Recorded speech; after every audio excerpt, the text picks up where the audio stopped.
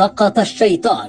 البرهان يحتفل في القصر والجيش يفرد كلمته في شوارع الخرطوم في مشهد لم يكن يتخيله أحد على الإطلاق. الدعم السريع ينهار ويهرب من المعركة، وحميدتي يتهم مصر مجددا بقصف قواته ودعم الجيش السوداني بالمقاتلات الحربية وطيارين مصريين. فهل لمصر دور في الحرب الدائرة في السودان، أم أن الشيطان يكذب لتغطيته على هزيمته النكراء؟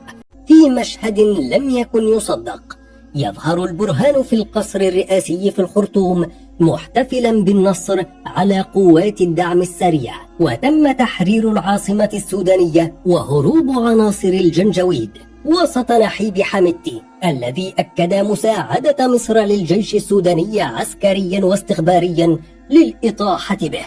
وبدأ سقوط قوات الدعم السريع المدوي، وتمت السيطرة على ميناء الخرطوم البري من قبل الجيش، وانسحبت الجنجويد إلى أحياء شرق الخرطوم، ثم خرجت من خرجت منها وغادرت العاصمة. وبعد أن كانت مسيطرة تماما على مطار العاصمة السودانية، فقدت السيطرة تماما على المطار، وأعلن الجيش السوداني عن سيطرته الكاملة على معسكر طيبة، آخر معسكرات قوات الدعم السريع في العاصمة الخرطوم. وبعد أن أعاد الجيش السوداني سيطرته على القصر الجمهوري، اشتدت المعارك في محيط القصر، وامتدت بعد ذلك لتشمل أجزاء واسعة من العاصمة الخرطوم شرقا وغربا وجنوبا.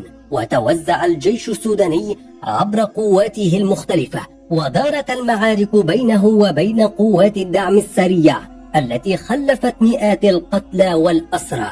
ولكن إلى أين انسحبت قوات الدعم السريع بهذه الانسحابات الكبيرة؟ قد انسحبت إلى خارج العاصمة، والجيش السوداني ظل يطاردها ويدخل جميع الأحياء، لأنه يتوقع أن تكون هناك جحور فيطاردهم مثل الفئران. ومن أسباب سقوط قوات الدعم السريع وجود قوات درع السودان التي تقاتل إلى جانب الجيش السوداني. وهكذا انتشر الجيش السوداني وسيطر على مواقع عسكرية واستراتيجية ومبان هامة وأحياء كان يتواجد فيها الدعم السريع بكثافة وبكثرة. لكن المشهد السياسي الدولي هنا غير واضح، والسقوط هذا وراءه عدة ألغاز محيرة. فماذا وراء كواليس هذا السقوط؟ وما دور التحالفات الدولية؟ وسوف نحسم الجدل الذي ذاع حول دور مصر في هذه الملحمة.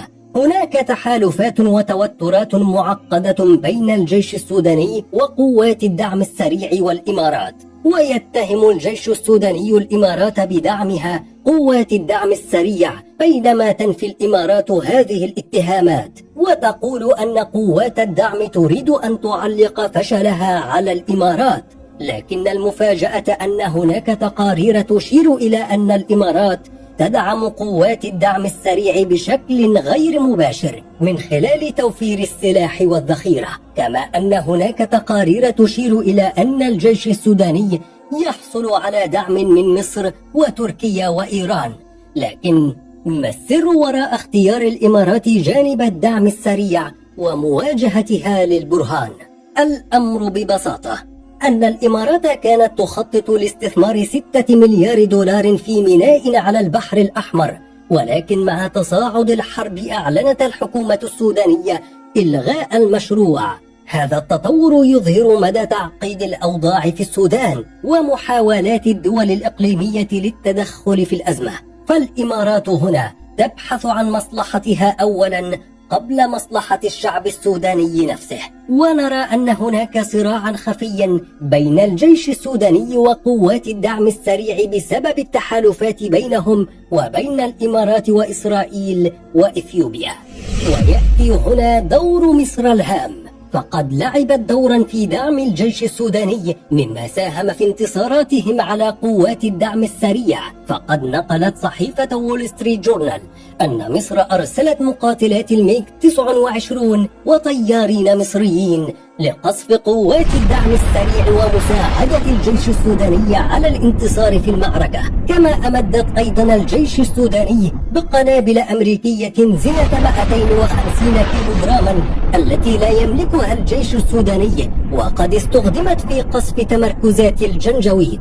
وأيضا اتهم حميدتي الجيش المصري بقصف معسكر لجنوده في أول يوم للحرب في معسكر للتدريب في منطقة كرري بإم درمان، مشيرا إلى أنهم صمتوا على دور مصر في الحرب ولكنها تمادت ودخلت المعركة بشكل فاضح على حد تعبيره.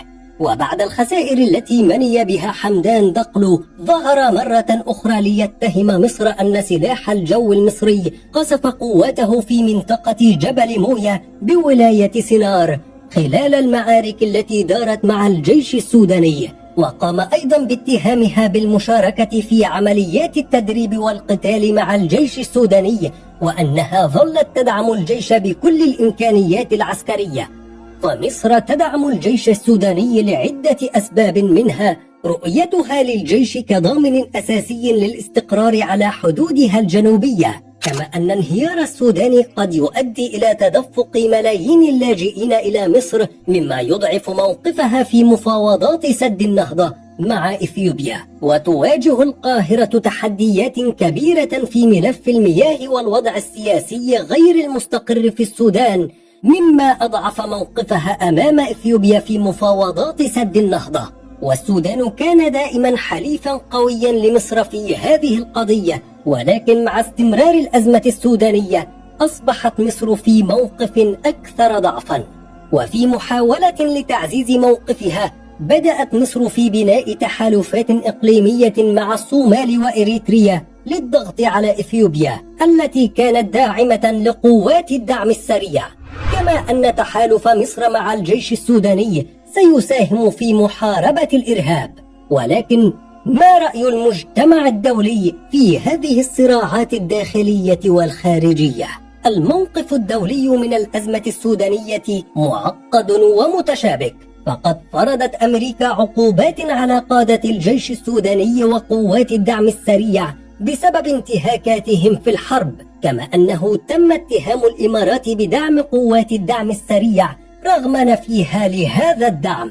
هنا كانت الإمارات في موقف لا تحسد عليه أمام الموقف الدولي، وجاء دور آخر لمصر لا يقل أهمية عن دعمها العسكري في الأزمة السودانية، حيث يمكنها أن تكون الوسيط في النزاع، كما أن أمريكا لديها فرصة للضغط على مصر والإمارات للوصول إلى اتفاق يمنع السودان من الانهيار. ومع ذلك لا يزال هناك توترات في المنطقة، خاصة مع وجود نفوذ واسع لقوات الدعم السريع في جنوب السودان وإقليم دارفور.